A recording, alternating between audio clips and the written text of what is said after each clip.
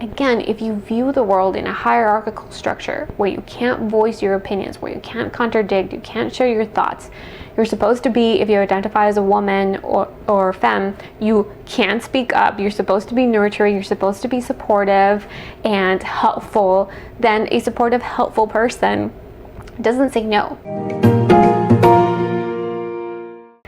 Welcome to Therapy Explained, where we explain, destigmatize, and demystify mental health and mental health treatment. My name is Deniss. I'm the therapist of color for people of color and your very own mental health cheerleader. Every video comes with its own cheat sheet that I make available to you on Instagram, so make sure that you're following me there to get access to yours. Before we jump right into the video, please make sure to subscribe if you haven't already. And with that out of the way, today we're going to be talking about why you're a people pleaser. Now, this is in no means comprehensive, but these are a few things and patterns that I've seen in my work with patients who struggle with being people pleasers. So let's go through the list, and if this sounds like you, please make sure to comment down below and let me know how. So let's go ahead and just talk about it. You are a parentified child. If you're not clear on what a parentified child is or want more help in healing the parentified child, make sure to check out my videos on that. But the first is, if you are a parentified child, you probably are already struggling with being a people pleaser. What tends to happen in that kind of dynamic is that you are the responsible one. You are the one that people count on to be taken care of by, that they know that you are the person that if they're having a problem, they need some help, they need some support, they've got you. And you learned to take on that role within your family to be the one that fixes people's problems, that figures things out for them. And again, while this was helpful when you were growing up, it helped the family survive, it helped you survive, at this point, it's no longer serving you. What happens when you try to heal this or step out of this is that you will get pushback because you're trying to build a new role for yourself within that family dynamic. And if you have this dynamic at home, it's more likely that you also play this role with other people around you, with your friends and at work. You are, again, that person that people can depend on to be helped by. So if that's the role that you're playing, you probably have a hard time not playing that role anymore. You grew up in a chaotic home. Now, you could both be a parentified child and grow up in a chaotic home, but you don't necessarily become a parentified child if you grow up in a chaotic home. It is possible that in some way you had to grow up very quickly, or you had to kind of let go of certain parts of yourself if you grow up in a chaotic home. What tends to happen is that you need to be the good child.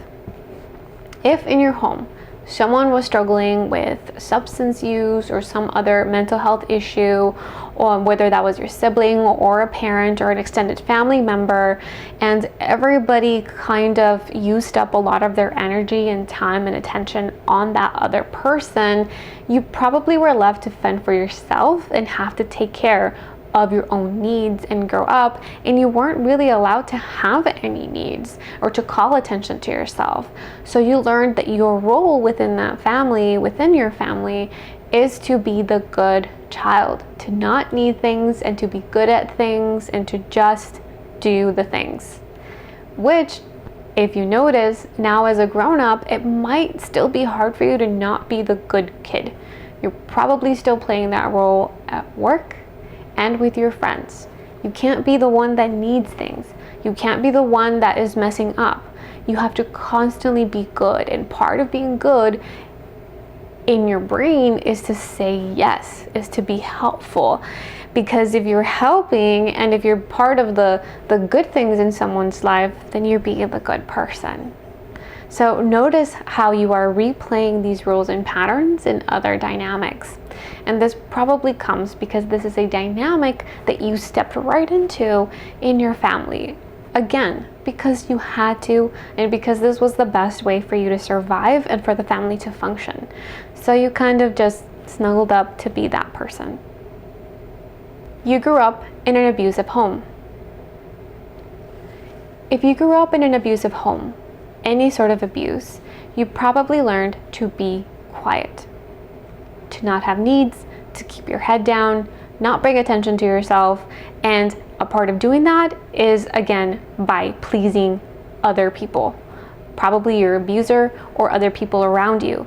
And again, the roles that we learn to play as children will translate into the roles that we play as grown-ups with every relationship, not just romantic relationships or familiar relationships, but also with our friends and at work. So if you're having a hard time saying no and you did grow up in an abusive home, it's probably connected. You probably have a really hard time saying no because you don't want to make people mad. Now, this doesn't mean that you think that your boss will hit you or that your friends will hit you or be abusive in any way, but your brain learned at a very early age that in order to keep you safe, physically or emotionally, was to constantly say yes and please others around you. Again, this is a behavior that you learned in order to survive. You're still in this pattern and it might not be serving you anymore. And getting out of that might require some help, especially if you carry this trauma with you. Some cultural factors. Let's talk a little bit about other things that might be playing a role in your people pleasing. The things that I've talked about are not exclusive. It's possible that you grew up in all three, in an abusive, chaotic home where you became the parentified child, or an abusive home where you became a parentified child. So it could be one or all three, or any combination of those, or any other type of home.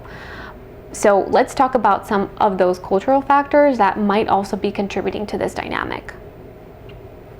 It's important for us to note that as people of color, or if you belong to a community of color, that you were probably raised in a hierarchical, patriarchal culture.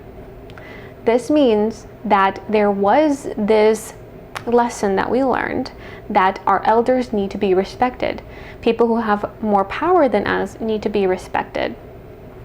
Sometimes it's seen as disrespectful to talk back, to give opinions, to voice our opinions, our needs, our thoughts with our elders or with people in power. Again, this will translate to your work environment. It might even translate to your friends. If again, you feel like it's disrespectful to speak up or to contradict someone. It's also important for us to note that in a patriarchal society, which really honestly is more than just as a Latinx person or any other BIPOC culture, like in all cultures in this world, unfortunately, in a lot of them, it's patriarchal, right? So I do want to say that with an asterisk because I understand that not every culture in the world is like this, but unfortunately most, and in American culture, it's patriarchal, which means that if you were socialized as a female or femme, you're then taught, rewarded, encouraged to be nurturing, which means that you say yes and that you please other people. Again, if you view the world in a hierarchical structure where you can't voice your opinions, where you can't contradict, you can't share your thoughts, you're supposed to be, if you identify as a woman or femme, you can't speak up, you're supposed to be nurturing, you're supposed to be supportive and helpful, then a supportive, helpful person doesn't say no, right? You must please the people around you.